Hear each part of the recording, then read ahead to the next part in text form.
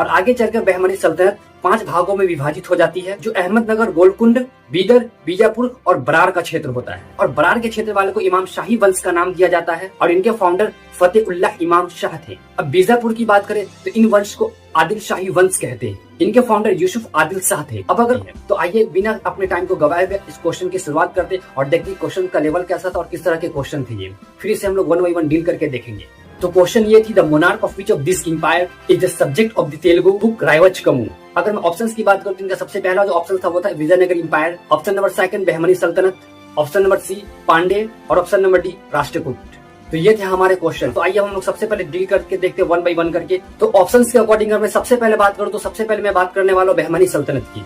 अगर बहमनी सल्तनत की मैं बात करूं तो इस सल्तनत की स्थापना 1347 ईस्वी में हुई थी। इनकी फाउंडर हसन गंगू थे और इनकी भाषा मराठी थी। अगर मैं उनकी मुद्रा की बात करूं तो उस सल्तनत में पैसे कौन से प्रचलन में थी? उस सल्तनत की जो पैसे प्रचलन में थी वो हुर्न थी। और हसन गंगू का पूरा नाम अलाउद्दीन बहमन शाह था और इस सल्तनत की राजधानी गुलबर्ग थी। और बहमनी सल्तनत में मोहम्मद शाह ने बुक्का को हराया था और इसी बहमनी सल्तनत में फिरोज शाह ने देवराय वन को हराया था। शहाबुद्दीन जिन्हें संत अहमद भी कहते हैं, उन्होंने राजधानी का परिवर्तन किया और राजधानी गुलबर्ग से हटाकर उन्हें बादिल कर दिया। अलाउद्दीन हुमायूं जिन्हें कुर्ग या जालिम हुमायूं भी कहते हैं। और आगे चलकर बहमनी सल्तनत 5 भागों में विभाजित हो जाती है, जो अहमदनगर, गोलकुंड, बीदर, बीजापुर और बरार का क्षेत्र होता है। और बरार के क्षेत्र वाले को इमाम शाही वंश का नाम दिया जाता है और इनके फाउंडर फतेहुल्लाह इमाम शाह थे। अब बीजापुर की बात करें तो इन वंश को आदिल शाही वंश कहते हैं। इनके फाउंडर यूसुफ आदिल शाह थे। अब अगर बात करें अहमदनगर की तो अहमदनगर के वंश का नाम निजाम शाही वंश था और इनके फाउंडर मलिक अहमद थे। अब अगर गोलकुंडा की बात करूं तो गोलकुंडा के वंश को कुतुब शाही वंश कहते हैं और इनके फाउंडर कुली कुतुब शाह थे। अब अगर बात करूं बीदर की तो बीदर के वंश को बरीद शाही वंश के नाम से जानते हैं और इनके फाउंडर अमीर अली बदीर थे। मतलब ये थे पूरे बहमनी सल्तनत का हिस्ट्री। बहमनी सल्तनत आगे चल के 5 भागों में विभाजित हो जाती है और 1347 ईस्वी में इसकी स्थापना होती है। अब अगर मैं बात करूं पांडे वंश की तो पांडे वंश को एंशिएंट साउथ इंडिया डायनेस्टी भी कहते हैं और ये संगम डायनेस्टी से पहले एग्जिस्ट करता है 14th सेंचुरी में। अब अगर पांडे रीजन की लोकेशन की बात करूं तो साउथ तमिलनाडु मदुरई वाले रीजन में और इनकी जो लैंग्वेज थी वो तमिल लैंग्वेज थी और इनकी अचीवमेंट इन्होंने सपोर्ट किया था संगम लिटरेचर को। And this dynasty was rich in temple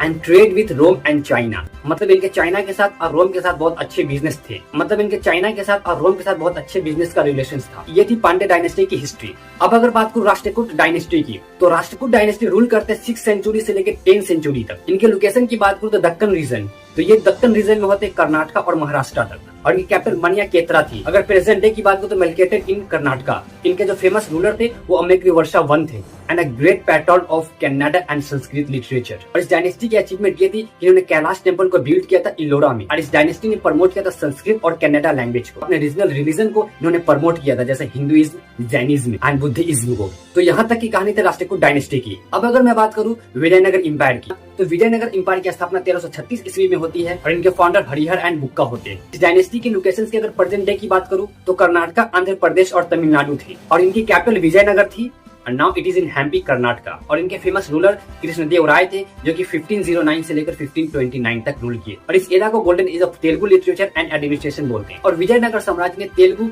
Kannada, Sanskrit और तमिल लिटरेचर को प्रमोट किया था। इनकी मैसिव अचीवमेंट विटाला टेम्पल और हैम्पी मूवमेंट है। और ये विजयनगर एम्पायर डिक्लाइन करती after the battle of Talikota in 1665 and Rayavachkamu is a Telugu court text and that discussed the duty of the king and was possibly written to advise or advise the king of Vijayanagar Empire especially for Krishnadev Rai।